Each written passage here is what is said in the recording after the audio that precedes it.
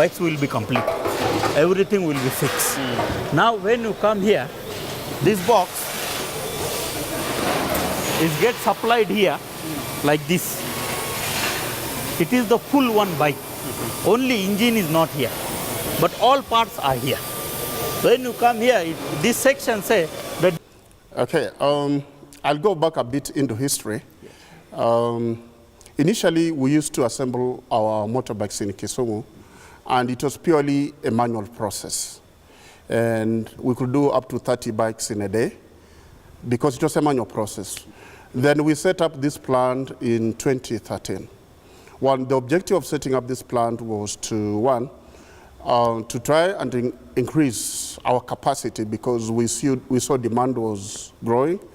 And it made sense that we are able to, assemble more to meet the market needs, and also at the same time, be able to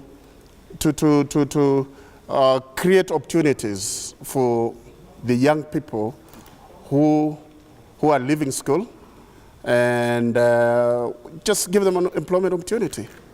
And more importantly also, the incentive from the government such that if you bring in a CKD or a completely knocked down kit, you enjoy some tax holiday, and therefore we thought that it made sense for us to also set up the plant to benefit from this government incentive and in the same process create employment for young people.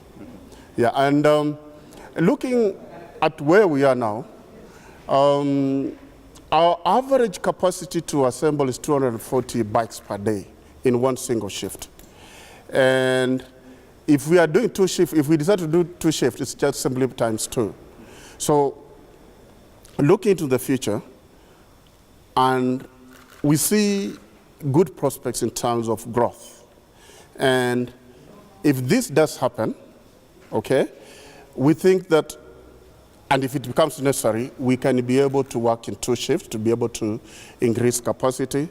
And we think moving into the future also, we'll see more and more people take into riding as a means of transport, just apart from border, also the personal segment developing, so that you yourself, instead of using a car and getting stuck in traffic for a long time, we envisage a situation where more and more people take into riding to be able to go to their place of work.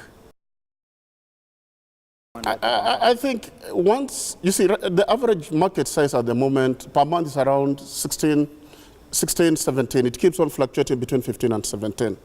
Once we begin getting into,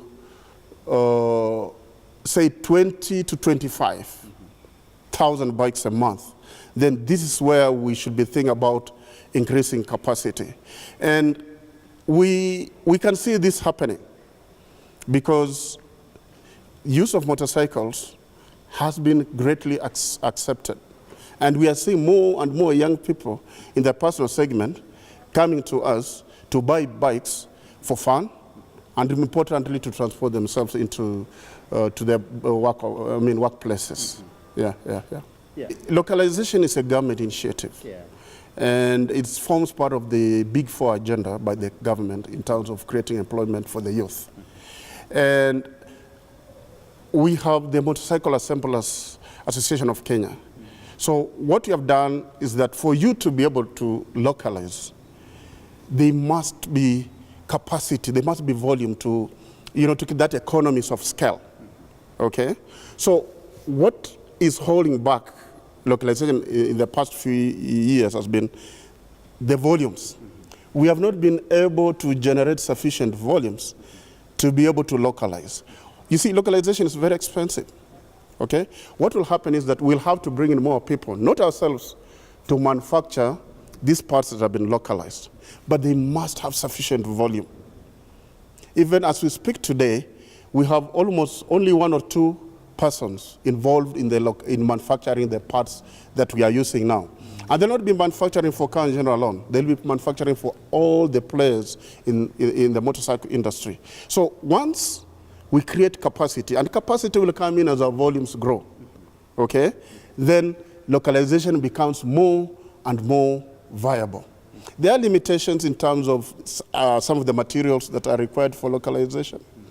Developing the technical skills to be able to manufacture these parts locally, to meet the quality standards as the product is when it was fully coming in from wherever it's come from as CKD.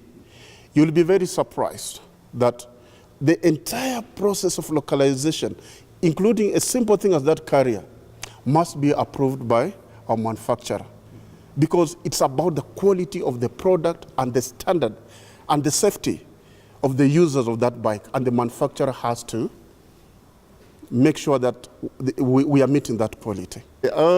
That's a bit tricky because the market keeps on fluctuating up and down. I think maybe we are around, there are two aspects of market share, okay? There are two aspects of market share in the sense that we have bikes that come from Far East, and we have bikes that come from India. If you look at it from a perspective or a national market share, we are almost 24-25% of the market share, okay? If we look at it in terms of bikes that come from India and those ones coming from, say, non-brands, other non-brands, we have around 36-37% market share. From a technological perspective, everyone is capable of manufacturing a good product, technologically, because everyone can be able to do that. Look at the mobile phone. Everyone can be able to manufacture a phone, have the same applications just like any other, okay? So everyone from competition is trying to do that. But we'll always have our own uniqueness in terms of now the relationship we have with, and the connection we have with the end users. And moving forward, that will be the key determining factor in terms of whether you'll grow and gain market share or not. That connection to the end user, how you are able to support after the sale. Anyone can sell a bike, but not everyone can support a bike. It has to be an all-round. It has to be all-round. So we have certain programs that we have in place to help us achieve that objective of connecting with our customers and just making sure that our customers remain on the road all the time. Because this is the workstation for these guys. For example, I'll give you one unique feature that we have like on our 150cc motorbike. You see, we realized that a mobile phone is a critical component of a border operator, because the customer is leaving town, he wants to find the border waiting for him. How does he do that? He has to call him. But we realized that most borders were taking their phones to the kiosk to charging, or you'll not have power. So when they are called, the customer can't, that's a lost opportunity for him. So when you look at our 150cc bike, you'll find that it has USB charger. Now the customer, the border can charge his phone right there. And therefore, in terms of being reached, they're easily accessed by their customers. Those are some of the few things, the few additions, the few innovative things that will keep on happening. But as you can see, as I told you, that's not very unique, because next, everyone will have it. But it just depends on who does it first. So it was a first for us. I think the prices have been really fairly stable, apart from the time when the government introduced the excise tax. And we had to load 10,000 shillings on our cost, and which was passed over to the end user. So far, prices have been relatively stable, and we thank the government for removing the excise tax. Apart from the forex movement and other factors that will always affect production, I think the prices have been relatively stable, changing maybe 1-2%. It has not been more than that. So the pricing has been very, very, very stable. And we anticipate that it will remain that way. There's no way you'll act alone. It has to be a kind of collective thing, because I can't wake up one day and say my bike is 120,000 shillings. How do I justify that? And the consumers have got very many options. Yes, you can try and qualify a premium on the product, okay?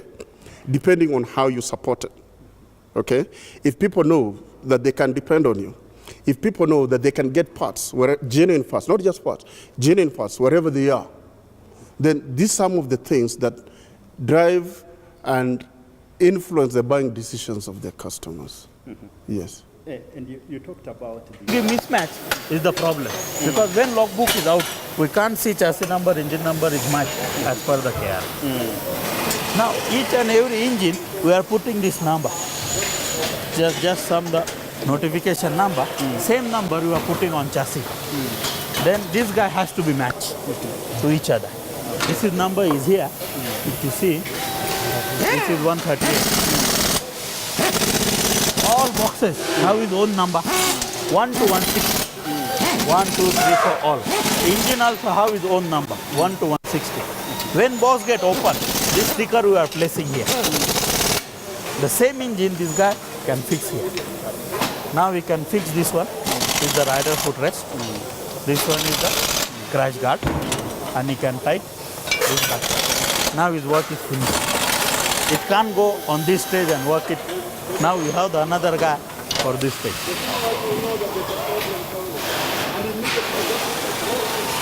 Here we are fixing the handlebar. This is